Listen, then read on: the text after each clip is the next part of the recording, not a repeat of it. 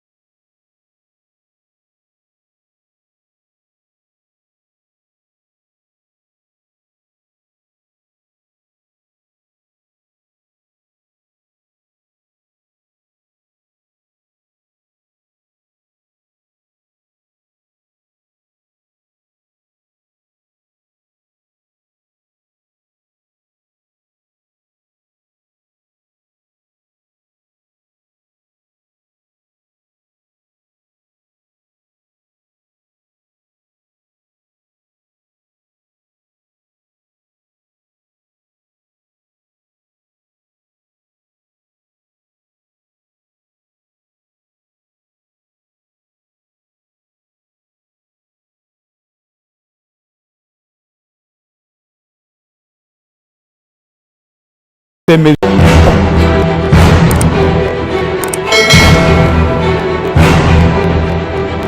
lundi 28 novembre 2022, le président de la République s'est adressé aux Congolaises et aux Congolais par un discours sur l'état du Congo-Brazzaville en 2022. Discours que le chef de l'État délivre habituellement au mois de décembre à la veille des fêtes de fin d'année. De fait, il ne s'est pas agi d'un discours sur l'état de la nation, dont la vocation traditionnelle est de présenter avec objectivité et rigueur la situation générale et réelle d'un pays pour l'année en cours, en indiquant avec précision et concision les réalisations physiques des actions programmées pour l'année, les ressources financières engagées, ainsi que les faiblesses de l'action gouvernementale, les défis à relever et les réponses appropriées à apporter. en lieu et place d'un État de la nation, tel que défini ci-dessus. Le chef de l'État congolais a prononcé un discours de campagne électorale dans lequel, tordant le cou à la vérité des faits sur le terrain, il a présenté un bilan largement positif de l'action gouvernementale pour l'année 2022. Ce discours a été émaillé de nombreuses promesses et a fait l'impasse totale sur la situation sociale très préoccupante des couches populaires, alors que les populations attendaient du président de la République l'annonce d'actions concrètes, appropriées et fortes visant l'amélioration de leur pouvoir d'achat, gravement érodé par la hausse abusive des prix des denrées alimentaires de première nécessité. Il s'est agi non pas d'un État du Congo en 2022, mais d'un discours électoral lénifiant, ayant pour but de magnifier l'action gouvernementale au fin de faire croire à l'opinion nationale et internationale que le bilan de l'action de l'État précité est largement positif et ainsi tromper les consciences insuffisamment averties.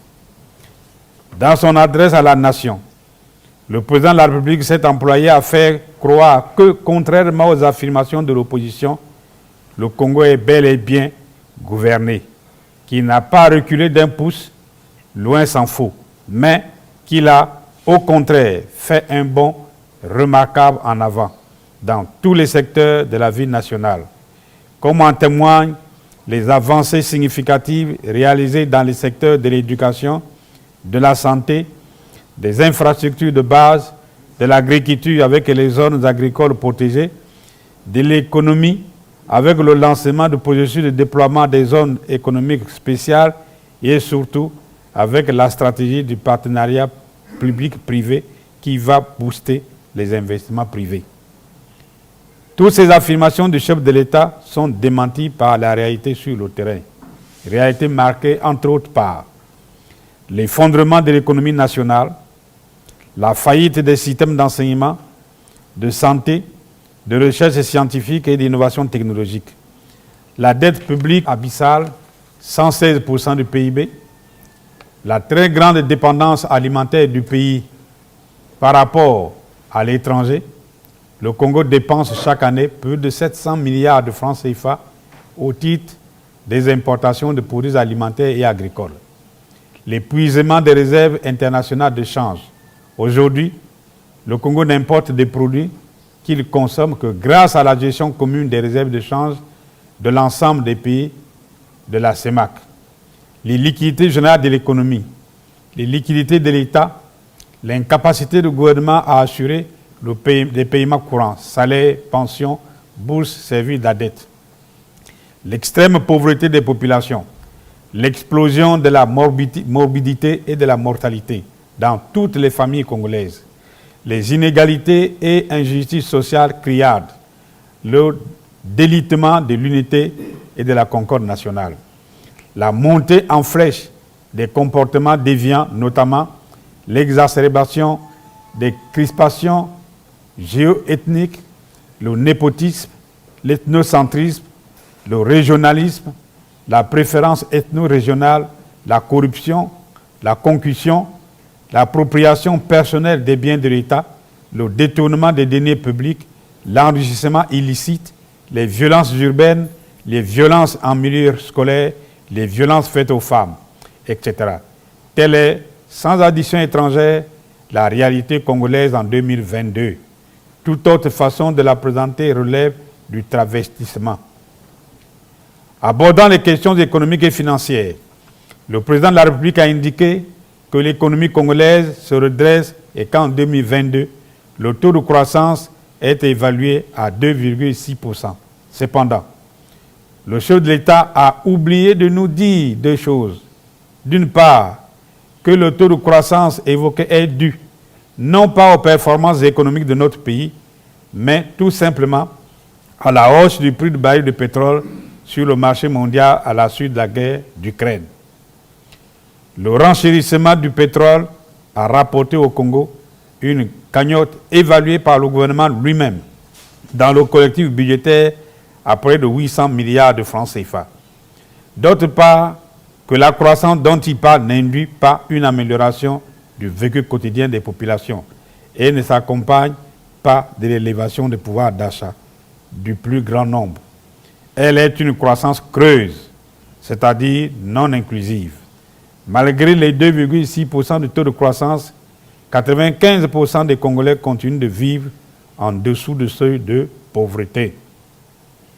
Par ailleurs, portés uniquement par la volonté de s'enrichir à des fins personnelles, les tenants du pouvoir passent le plus clair de leur temps à réfléchir sur les stratégies à mettre en œuvre pour grossir leurs comptes bancaires dans les paradis fiscaux.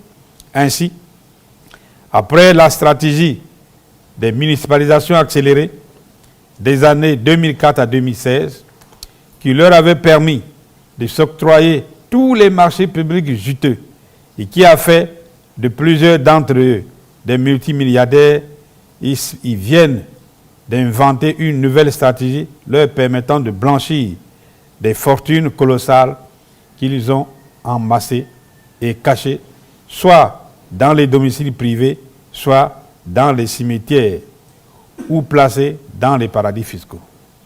Au fin de recycler l'argent public qu'ils ont détourné, plusieurs tenants du pouvoir ont, en violation des articles 81 et 106 de la Constitution, créés par des intermédiaires libanais, chinois, indiens, rwandais, membres des entourages immédiats, des entreprises privées candidates au partenariat public-privé. Astucieux, ils ont habillé cette stratégie de blanchiment de l'argent public détourné du nom pudique du partenariat public-privé.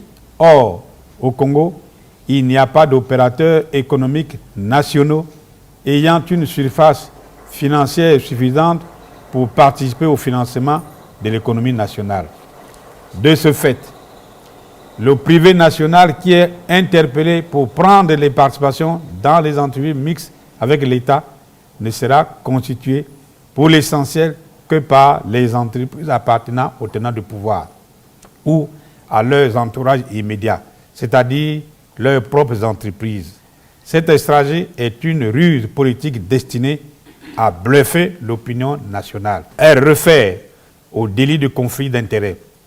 La Constitution en vigueur interdit strictement au président de la République, au Premier ministre et aux membres du gouvernement, par eux-mêmes ou par intermédiaire, d'acheter ou de prendre en bail les biens appartenant au domaine de l'État et des collectivités locales. Le chef de l'État s'est en outre appesanti sur la crise alimentaire actuelle et l'inflation galopante qu'elle génère.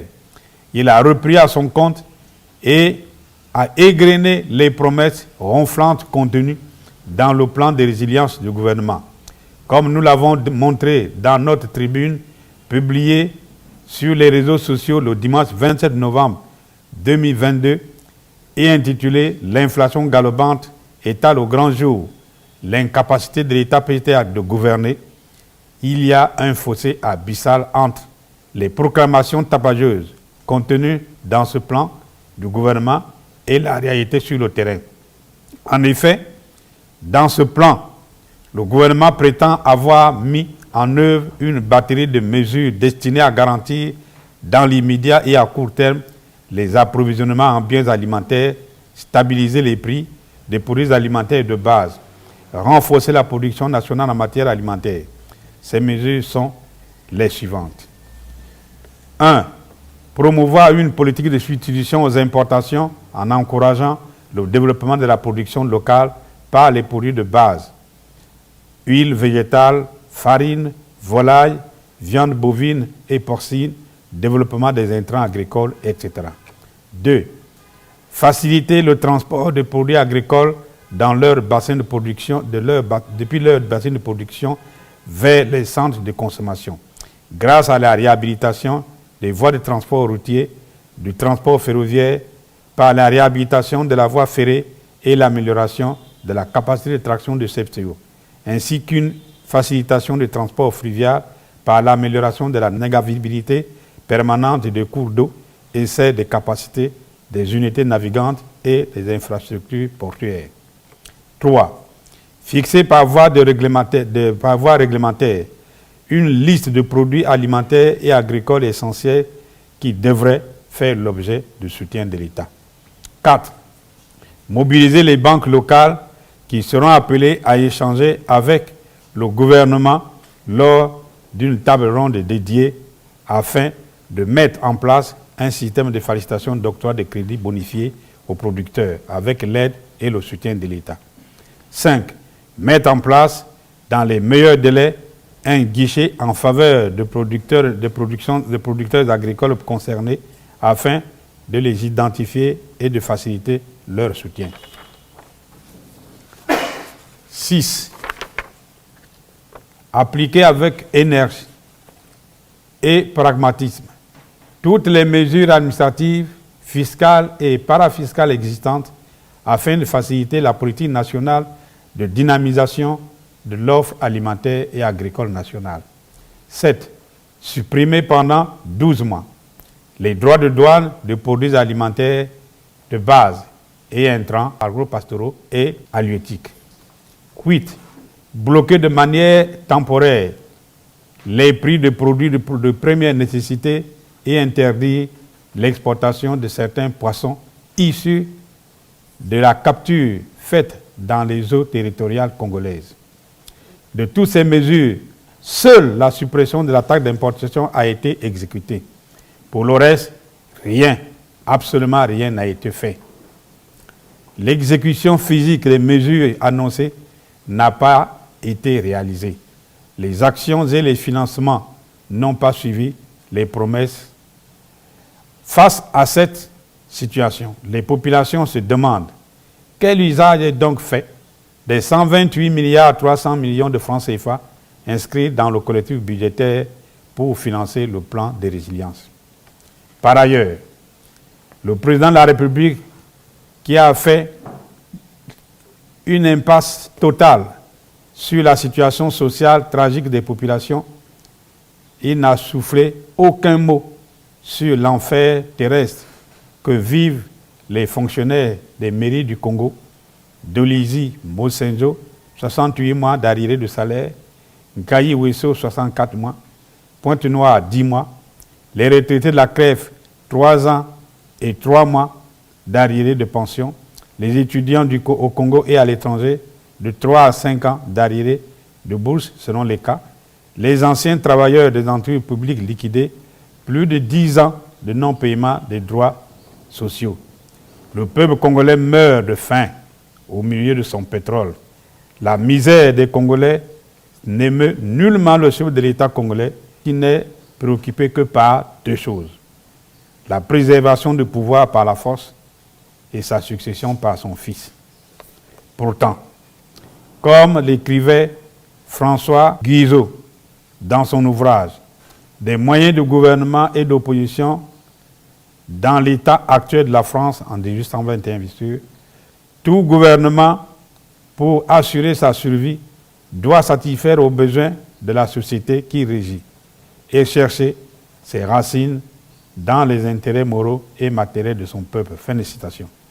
L'exercice du pouvoir et l'écoute de la société sont indissociables. Conscient de cette exigence, le chef de l'État a égrené, comme à son habitude, de nombreuses promesses. Il s'agit notamment de la mise en place en 2023 d'une caisse d'assurance maladie universelle, projet dont le pouvoir nous rabat les oreilles depuis plus de 10 ans. L'apurement de la dette intérieure, sociale et commerciale. Le paiement régulier des salaires et des pensions. La modernisation des systèmes d'enseignement et de santé. La restauration et la modernisation des cités universitaires à l'université Marien Ngouabi. Le recrutement de près de 12 000 jeunes. La mécanisation de l'agriculture et le développement des zones agricoles protégées. La promotion des structures de production d'aliments de bétail et du poisson. L'amélioration du climat des affaires. La promotion des industries minières et chimiques. La lutte contre les antivaleurs. La réhabilitation de la culture de la sanction. La mise en œuvre sans délai de la décentralisation. La lutte contre les violences urbaines, les violences en milieu scolaire et les violences faites aux femmes. La consolidation de la paix. Il va sans dire que toutes ces promesses connaîtront le même sort que celles proférées par le passé qui n'ont jamais été tenues et qui ont été renvoyées au calendrier grec. Le président de la République a aussi insisté sur la transparence dans la gestion des affaires publiques et l'impérieuse nécessité de lutter contre les antivaleurs, c'est-à-dire le vol, la corruption, la concussion, le détournement des deniers publics, l'enrichissement illicite. Sur ce sujet, il s'est défaussé sur la justice et le Parlement, accusé par lui de ne pas remplir son office. Pour rappel, d'après la Constitution, le pouvoir de sanctionner appartient en premier lieu au président de la République, car c'est lui qui nomme le Premier ministre et les autres membres du gouvernement. C'est encore lui qui nomme un conseil des ministres aux hautes fonctions civiles et militaires. La vertu du principe du parallélisme des formes, c'est l'instance qui nomme, qui a le pouvoir de sanctionner. En se défaussant sur la justice et le Parlement, le chef de l'État refuse d'assumer son impuissance à sanctionner les tenants du pouvoir, coupables de scandales économiques et de corruption, documentés par les Panama Papers, les Pandora Papers, Mediapart, n'oubliez pas ce que vous payez, Global Witness. Sous son règne, l'impunité est érigée en méthode de gouvernement. Les délinquants en col blanc sont assurés d'une totale immunité. Il faut enfin souligner que l'appel à la paix lancé par le président de la République sonne faux, car on ne peut pas vouloir dans le même temps une chose et son contraire. En effet, au même moment où il appelle à l'unité nationale et à la paix, le chef de l'État congolais prépare la guerre en vue de sa succession par son fils. Dans ce cadre, il a recruté de nombreux mercenaires de diverses nationalités, rwandais, tchadiens, centrafricains, russes, positionnés à Mindouri dans le département du Poul, à Oyo et au Bouya dans le département de la Cuvette, à Evo dans le département de la Cuvette Ouest et entre Gamboma et Olombo dans le département des Plateaux.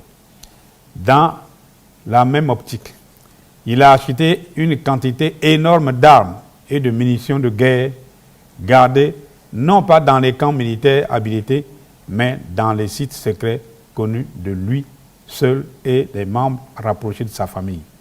De même, il continue de garder dans ses geôles les responsables de l'opposition tels le général Jean-Marie Michel Mokoko et André Okombie Salissa, qui n'ont commis d'autres crimes que de s'être portés candidats contre lui à l'élection présidentielle de 2016 et surtout d'avoir refusé de reconnaître sa victoire usurpée.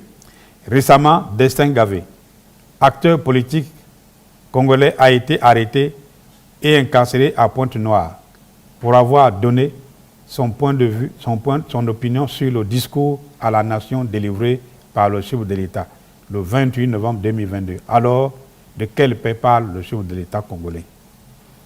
Au total, la manœuvre visant à présenter le bilan de l'État PCT comme un bilan largement positif a échoué, car, comme le déclarait un acteur politique contemporain, on peut tromper une partie du peuple pendant une partie du temps, mais on ne peut pas tromper tout le peuple pendant tout le temps. Le peuple congolais qui vit au quotidien les conséquences dramatiques de la politique prédatrice, antisociale et néfaste de l'État PCT n'est pas dupe. Il sait que la société congolaise d'aujourd'hui est une société fracturée dans laquelle les tenants du pouvoir se sont construits des fortunes colossales au moyen des rapines, tandis que le peuple croupit dans l'extrême pauvreté. En effet, sous le règne du président Denis Sassou Nguesso, les tenants du pouvoir et leurs entourages immédiats se vautrent dans l'opulence et un luxe insolent, tandis que les populations broient le noir chaque jour qui passe. Le Congo est riche, mais les Congolais sont pauvres. Depuis les années 1980, Le président de la République répète le même discours dans lequel il promet chaque année monts et merveilles aux Congolais. Dans la pratique, cependant, les promesses mielleuses ne sont jamais tenues. Ainsi, l'autosuffisance alimentaire et la santé pour tous, promises pour l'an 2000, n'ont pas été réalisées jusqu'à ce jour, c'est-à-dire après près de 40 ans. Il en va de même de la création de 40 000 emplois par an, inscrites dans le programme La Nouvelle Espérance, du traitement automatique des dossiers de retraite, de la gratuité de la césarienne pour les femmes enceintes, de la gratuité des soins de santé contre le paludisme pour les enfants de 0 à 15 ans et pour les femmes enceintes, de la gratuité de l'école, de la gratuité de la délivrance des pièces d'état civil, tels le certificat de nationalité, le casier judiciaire, la carte nationale d'identité, de l'instauration de l'assurance maladie universelle, de la lutte contre les antivaleurs et de la gouvernance sociale et solidaire de la paix. Ces promesses mirobolantes n'ont pas été tenues et ne le seront jamais sous l'ère de l'État PCT. Aujourd'hui, aucun Congolais ne croit plus aux promesses du président de la République en exercice. Il est au pouvoir depuis près de 40 ans. Il a eu beaucoup d'argent public pour réaliser ce qu'il promettait, mais chaque année, comme chaque Congolais le sait, de 2003 à 2014, le budget de l'État variait entre 3 000 et 4 000 milliards de francs CFA. Pendant cette période faste, le Congo a engrangé des excédents budgétaires d'un montant de 14 000 milliards de francs CFA, qui seraient placés, selon le pouvoir, dans un compte de réserve pour générations futures, mais en réalité enfouis dans les paradis fiscaux. Plus près de nous, les excédents budgétaires dégagés en 2021 et 2022 ne ressortent pas dans les ressources des budgets 2022 et de 2023.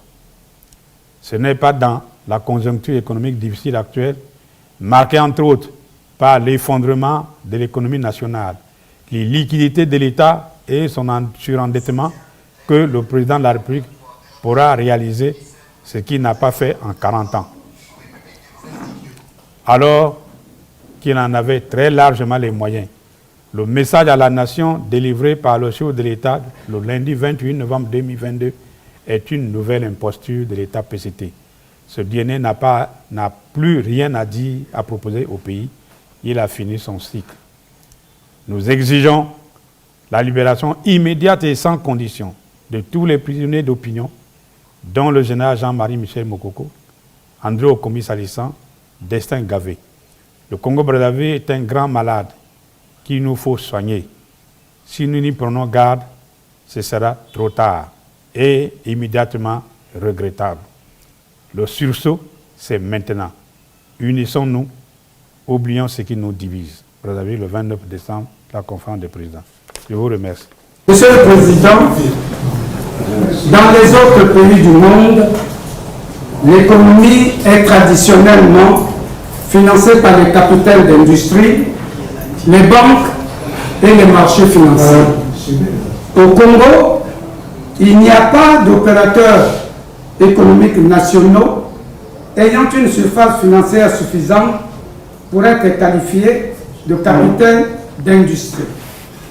Quels sont alors les acteurs économiques congolais en capacité de prendre des participations avec l'État dans le cadre du partenariat public et privé présenté par le pouvoir comme la nouvelle recette magique pour mobiliser les financements privés? Depuis que notre pays a accédé à l'indépendance en 1960, tous les gouvernements qui se sont succédés n'ont pas créé un cadre technologique qui permet de produire ce résultat. Sauf sous la présidence du président Massamba Deba, il y a eu un développement important du secteur public. Le gouvernement a créé beaucoup d'entreprises dans tous les secteurs. Malheureusement, à la suite de ce qui s'est passé avec l'arrivée de Marien Ngouabi et de Denis Sassou Nguesso au pouvoir, avec la virgule de Jackson Yombi au Pango, toutes ces entreprises ont quasiment disparu. Il n'a pas été mis en œuvre ce qui pouvait soit à céder certaines d'entre elles au privé national, soit à les promouvoir pour qu'elles deviennent de grandes entreprises. Donc, ce cas technologique a disparu.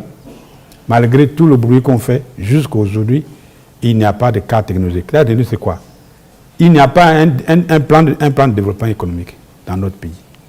On fait des choses un peu au hasard.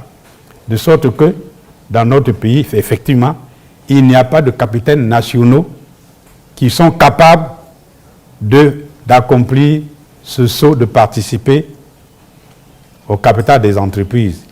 Toute l'économie est en grande partie informelle.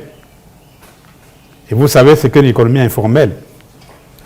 D'ailleurs, c'est un peu, on a même nommé un ministre chargé de l'économie informelle. Qu'est-ce qu'elle fait? Rien du tout. Et aujourd'hui, c'est animé par les étrangers. Vous verrez, c'est de par les Ouara, surtout, que cette économie informelle fonctionne. Et ça encourage justement les fuites des capitaux, de sorte qu'il n'y a pas de capitalisation nationale. Parce qu'une économie se développe sur la base du capital.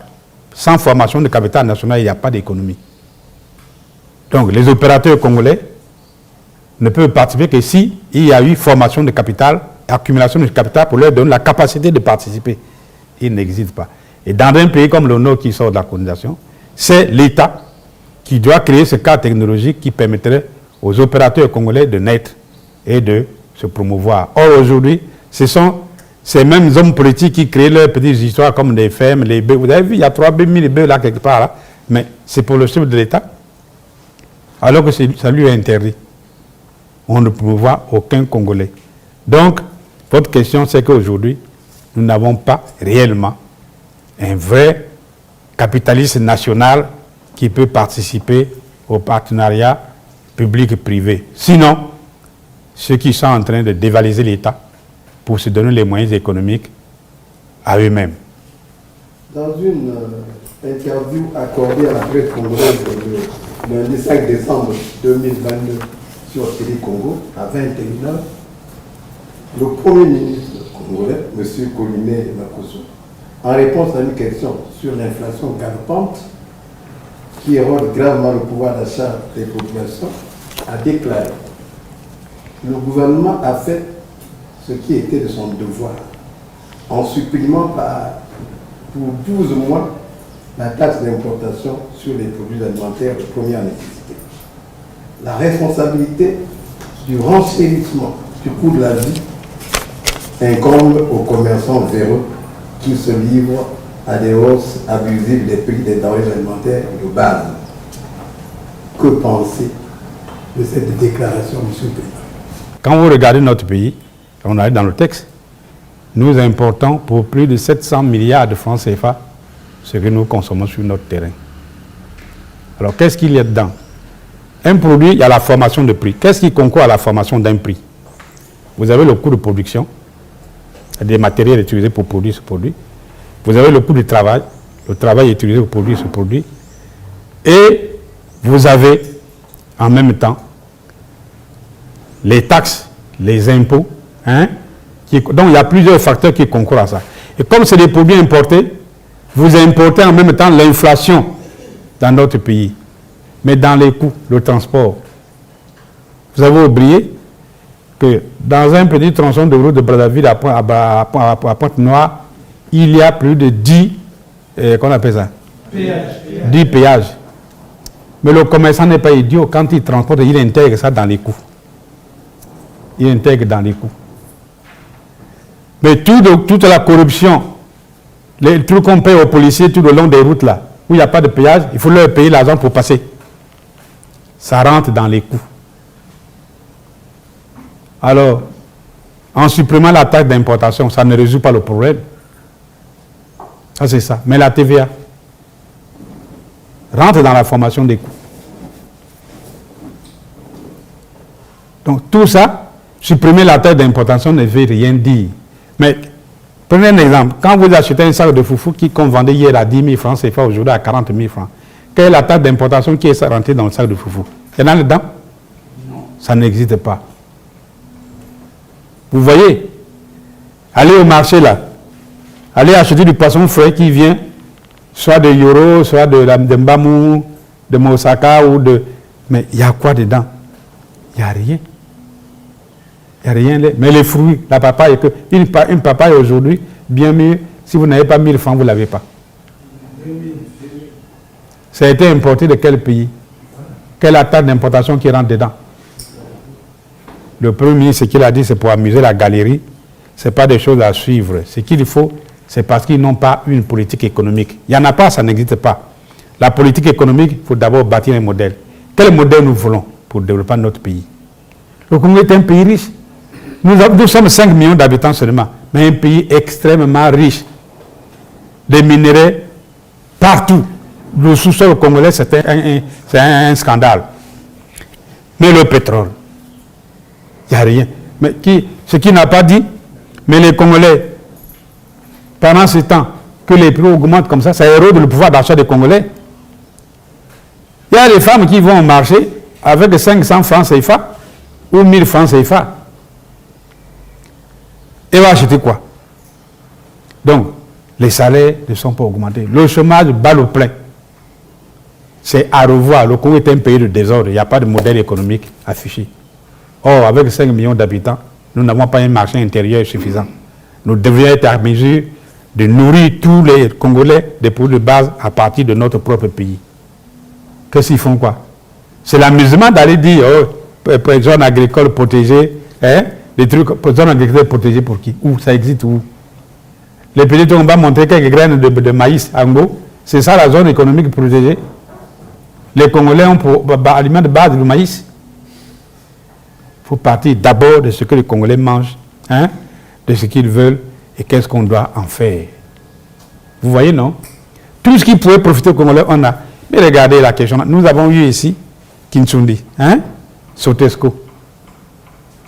Sotesco produisait l'épargne, mais ce n'était pas seulement pour les Congolais, c'est pour l'exportation.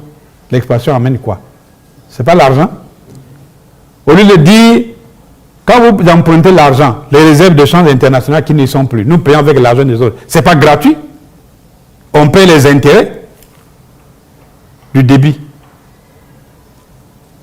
Il n'y a strictement rien. Vraiment, il n'a pas réfléchi. Franchement, je vous avoue, ça m'a fait honte. Deuxième volet, Monsieur le Président, il s'agit des réalisations physiques en matière d'infrastructure. Là aussi, Monsieur le Premier ministre a dit que le département des grands travaux a réalisé toutes les infrastructures existantes à l'heure actuelle avec les fonds propres du Congo. Que dire de cette déclaration? Si c'est fait sur les ressources propres, pourquoi sommes-nous endettés? Deuxièmement, nous sommes incapables, regardez, vous vivez dans Brazzaville, non? Tous les jours, il y a des délestages. Il n'y a pas d'électricité et tout ça. Mais nous sommes parmi les pays qui peuvent produire de l'énergie verte en abondance et l'exporter. Parce que nous avons des cours d'eau qui s'y prêtent. Vous faites un barrage sur le Kouilou, ça va produire une quantité d'énergie que nous ne pouvons pas consommer. Nous sommes obligés d'exporter. On veut faire un barrage sur la Cholet. Nous pouvons exporter sur l'ouest de l'Afrique. Et nous avons suffisamment d'électricité pour tous les Congolais. Et on exporte pour avoir des réserves de change internationales. C'est ça l'économie. Alors il prétend que... Non, franchement, je vous assure que ça me fait honte. Alors quand on est connu avec beaucoup d'amis internationaux qui écoutent ça, qui vous disent, mais Mathias, mais chez vous là c'est quoi? Ça vous fait de la peine de raconter quelles infrastructures. Dans votre pays, il existe quelles infrastructures? Nous sommes tous ici des Congolais. Il y a des infrastructures dans ce pays-là.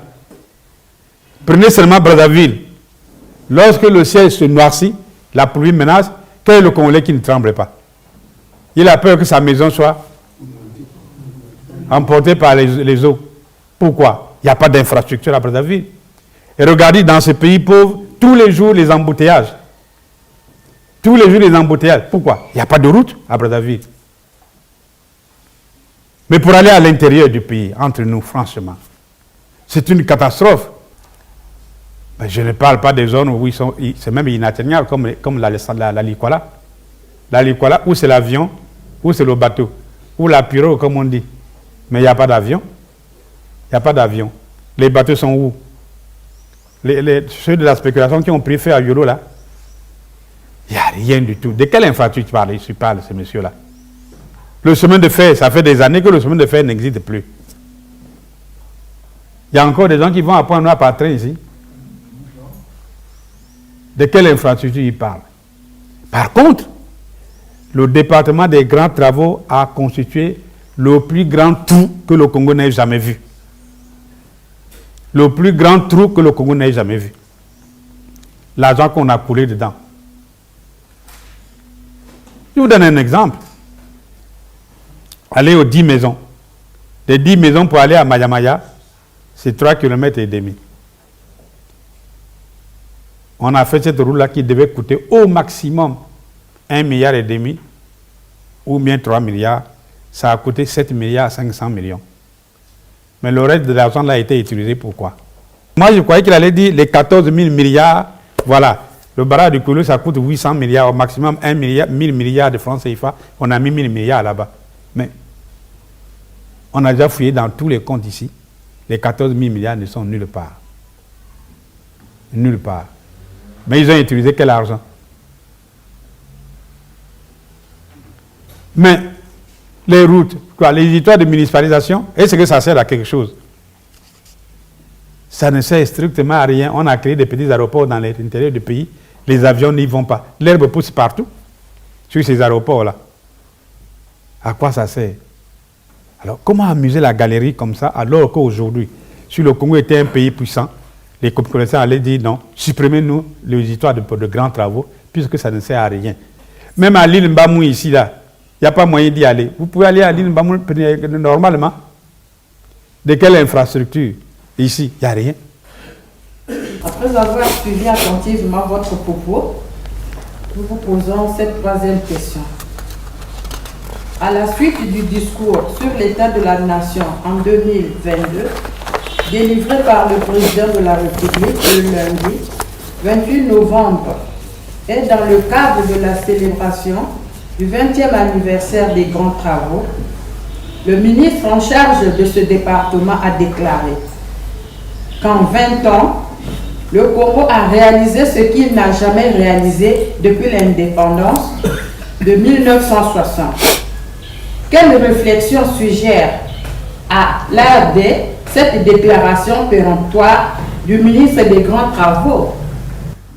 Le Congo a réalisé ce qu'il n'a jamais réalisé depuis 1960. Effectivement, grâce aux grands travaux, les détournements ont été plus importants depuis 1960. On n'a jamais eu autant de détournements qu'avec les grands travaux. D'accord? Jamais de détournements comme autant de grands travaux. Ça, c'est une grande réalisation du pouvoir APCT. Mais le reste, on ne voit pas. Le pays ne fait que s'écrouler. On a l'impression, mais on vit dans quel pays? Qu'est-ce que c'est cette histoire-là? Les Congolais souffrent. Regardez les rivières qui traversent Brazzaville. Mais à l'intérieur du pays, n'en parlons pas. Allez dans nos districts, c'est une catastrophe. Dans nos districts. Tout le monde a peur d'aller au village. Pourquoi? Parce qu'il n'y a aucune infrastructure. Mais prenons ce qui touche à la vie des Congolais, les hôpitaux. Quand vous êtes malade ici, surtout ces derniers temps, un petit palu vous amène à l'hôpital, corps en dépôt. Hein? Vous avez quelques courbatures, corps en dépôt. La mortalité, on n'a jamais connu. C'est vrai, depuis 20 ans, on n'a pas connu la mortalité d'aujourd'hui. Il a raison de dire que depuis 20 ans, on n'a pas connu la mortalité d'aujourd'hui.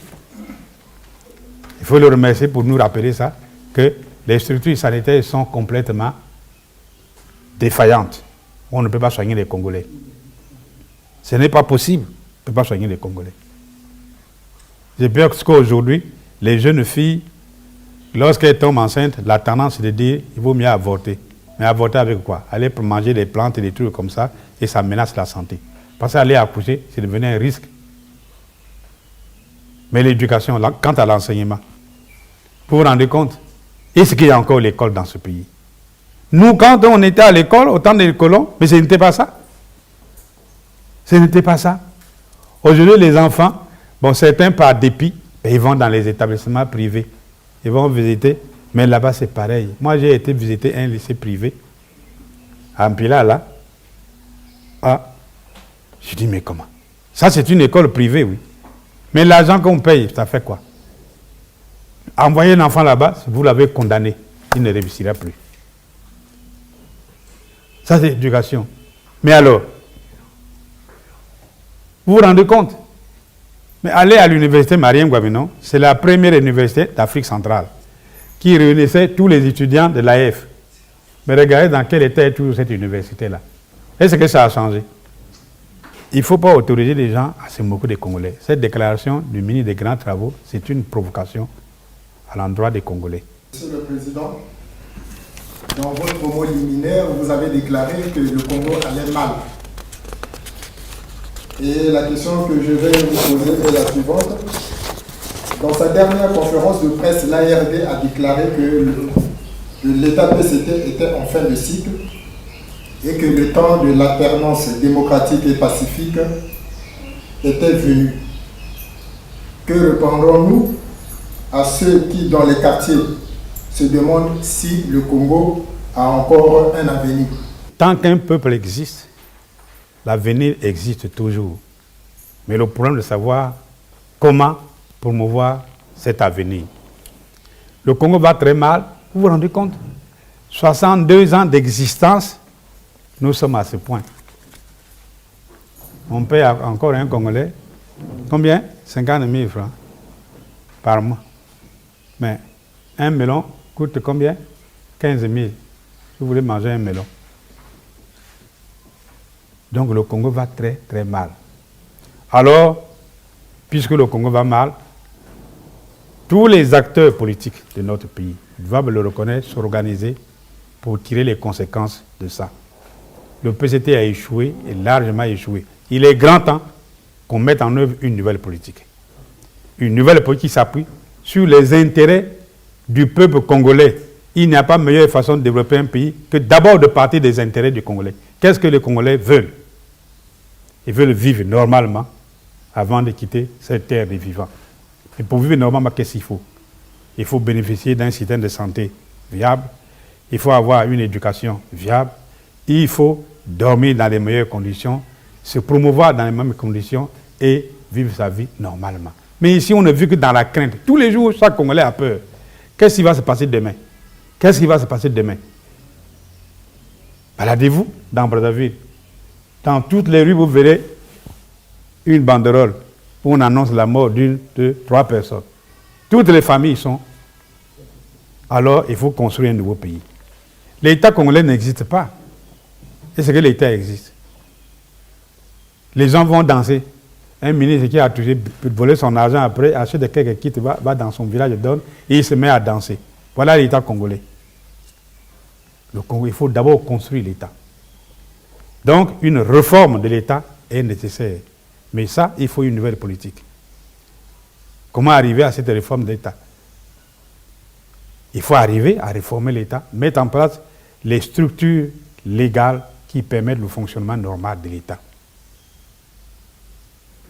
La constitution actuelle, bon, c'est n'importe quoi, il faut la changer, il faut ça.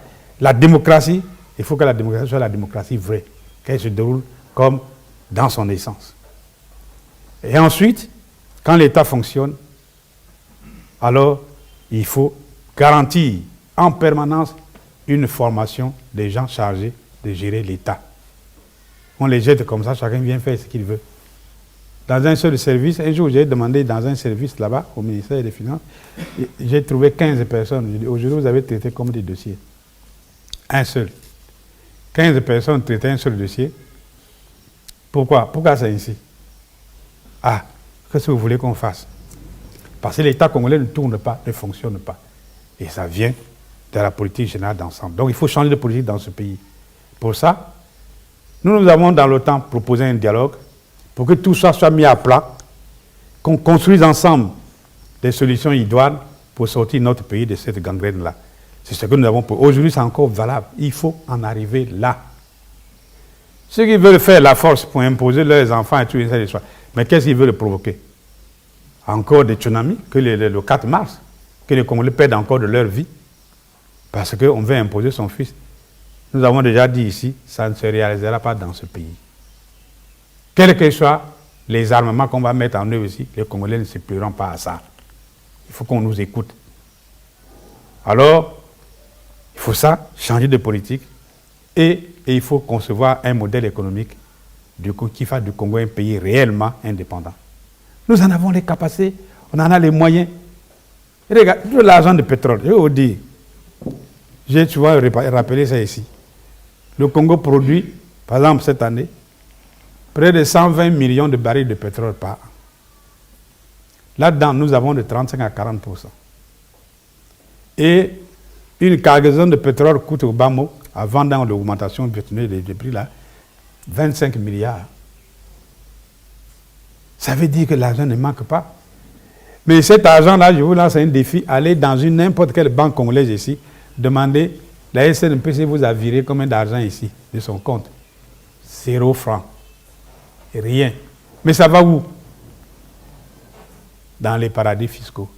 J'ai eu à dire ici, vous voyez, la dette du Congo, extérieure du Congo, c'est près de 8 milliards de dollars. Mais dans un seul pays, il y a des placements privés de 16 milliards appartenant à des Congolais. Tout ça, c'est pourquoi. C'est pourquoi. Mais ces pays-là, c'est des pays qui sont habitués. Le jour où ils apprendront qu'un tel a cassé la pipe, qui est ton héritier? Cet argent reviendra ici au Congo? Ça ne reviendra pas. Ils perdent leur temps. Parce que l'homme est mortel, et quand il part, il ne sait plus ce qui se passe. Et il n'y a pas un parent qui a la signature sur son compte réservé à tel endroit ou tel autre pour aller chercher l'argent. Donc, il y a ça, revenir, profiter de l'argent du pétrole pour promouvoir un développement économique. Le développement économique, c'est très simple. Nous avons le secteur primaire, c'est les mines, l'agriculture et autres, ça va nous produire de l'argent. Nous avons aussi l'énergie, on va avoir beaucoup d'argent. Et nous avons le secteur secondaire, c'est industrialisé. L'industrie naît de ça. Après, bon, les services prennent. Nous allons organiser les services à partir de là. Et le Congo deviendra un pays exportateur net dans tous les secteurs. Nous en avons les capacités naturelles pour en devenir. Regardez, les plaines congolaises sont vides. Si je prends seulement ce qu'on est parti montrer à Angola, les quelques trucs de maïs là, vous savez que l'Afrique de l'Est, l'aliment de base, c'est le maïs. Le Congo peut devenir exportateur, ne fût-ce que de ça, le maïs en Afrique de l'Est. Le Congo peut devenir exportateur de farine de foufou ou de manioc pour la fabrication d'aliments de bétail dans les pays qui n'en disposent pas. Et ainsi de suite. Mais le fer, entre nous, nous avons de très grands gisements de fer. 2 principalement. Qu'est-ce que nous pouvons faire? Nous pouvons exporter le fer brut, nous pouvons exporter le fer profilé, nous pouvons exporter les objets de fer, juste d'avoir une bonne politique. Le diamant, le cuivre, l'or, le Congo dispose de tout ça. Mais comment faire pour en arriver? Il faut un bon modèle économique qui va pousser tout ça et nous organiser un développement. Mais ça s'appuie sur un État fort, un État bien organisé, un État qui a une bonne gouvernance. Il ne faut pas parler de la transparence par le plaisir de parler. Il faut parler de on a pris telle mesure de résilience. Vous voyez, quand j'envoie la ministre de résilience, ça me fait honte. Nous avons été à l'école et nous vivons dans un pays qui fait comme ça là, et les autres vont demander, mais vous, qu'est-ce que vous faites alors? Mais parce que le pays est foutu. Donc, organisons-nous au plan politique. Organisons notre peuple pour qu'ils disent non, ça suffit, il faut absolument que ça change. C'est pas ça? Il faut que ça change. Moi, je me rappelle encore, quand les gens avaient marre ici, quand l'abbé Fulbert Yulu voulait faire un syndicat unique, qui est un produit de la partie unique et tout ça, les Congolais ont dit ah, non, c'est pas comme ça et tout ça. Et lui, en bon prêtre, il a été obligé de céder. Et c'est comme ça que l'abbé Fulbert lui a dit, il vous cède la place. Mais chez nous, ayons le courage. 40 ans après, on recommence ce qu'on a dit il y a 40 ans. Aujourd'hui, on n'a pas fait. À quel moment on va faire ça? Après 40 ans, on ne vieillit pas. Et si on est arrivé au pouvoir à 36 ans, après 40 ans, on a combien? Ce n'est pas 86 ans? Et alors? Non, soyons sérieux. Voilà pourquoi, pour nous, au niveau de l'ARD, nous pensons que l'heure est venue d'arriver à un changement dans notre pays. Changement en tout, et politique et économique, un changement au niveau financier, tout. Comment un pays comme le nôtre peut avoir des réserves de change nulles, alors que nous sommes exportateurs de pétrole? Quand il y avait seulement le bois, il y avait beaucoup de réserves de change. Maintenant que le pétrole est arrivé, mais non, rien. Ce n'est pas sérieux. Donc voilà, nous, on l'ARD, nous avons la prétention de dire qu'il faut un changement et nous sommes prêts à promouvoir ce changement-là. Prêts. Ça dépend de nous. Mobilisons-nous, informons le peuple et demandons aux autres, venez, on va s'asseoir pour dire qu'est-ce qu'il nous faut pour notre pays.